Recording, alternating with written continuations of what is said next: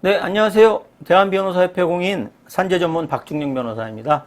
오랫동안 산재전문 변호사로 활동을 하면서 수많은 산재 사건을 다루었는데요. 그 중에서 재해 근로자분들이나 사업주분들에게 도움이 될 만한 사례들을 선별해서 박변의 산재 이야기라는 제목으로 동영상을 제작하고 있습니다. 오늘은 그 34번째 시간으로 산재 유족급여 부지급 처분과 행정소송이라는 주제로 이야기를 해볼까 합니다.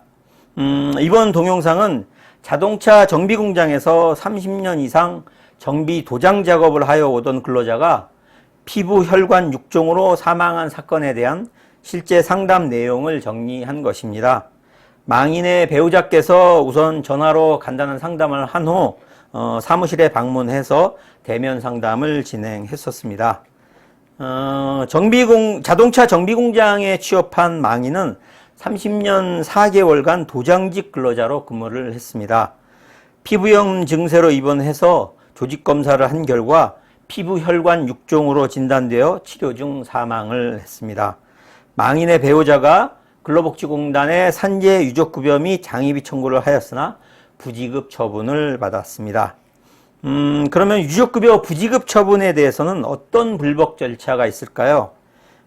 근로복지공단에 유족급여 부지급 처분이 있는 경우에는 부지급 처분 결정문을 송달받은 날로부터 90일 이내에 심사청구나 재심사 청구를 신청할 수 있습니다.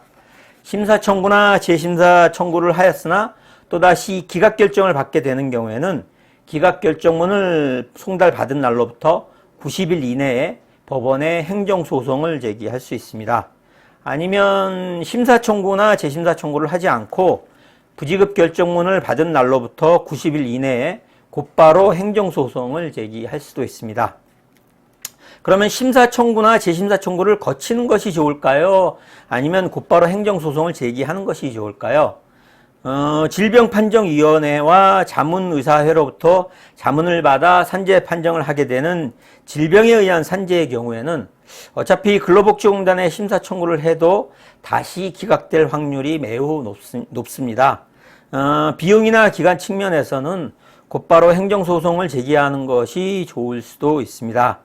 행정소송의 경우에도 1심에서 패소하면 3심까지 다툴 기회가 있기 때문입니다. 그러면 행정소송을 하게 되면 승소 가능성이 있을까요?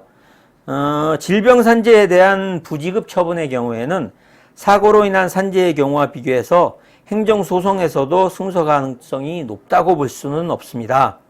다만 망인의 사망 원인이 되는 피부 혈관 육종의 경우 환경이나 직업과 관련된 유해물질인 염화 비닐이나 비소 화합물과 매우 관련성이 높은 질병이고 망인의 경우에는 30년 넘는 기간 동안 도장 작업을 하는 과정에서 유해물질에 노출되어 혈관 육종이 발병했을 가능성이 매우 높다고 할 것이기 때문에 다른 사건과 비교해서는 승소 가능성이 어느 정도 있을 것으로 보입니다.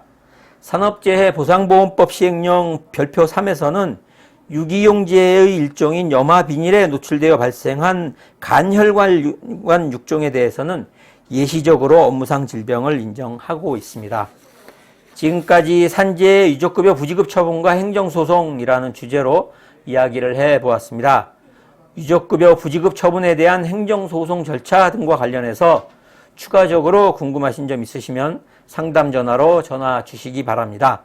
더 자세하게 상담해 드리도록 하겠습니다. 오늘은 여기까지입니다. 감사합니다.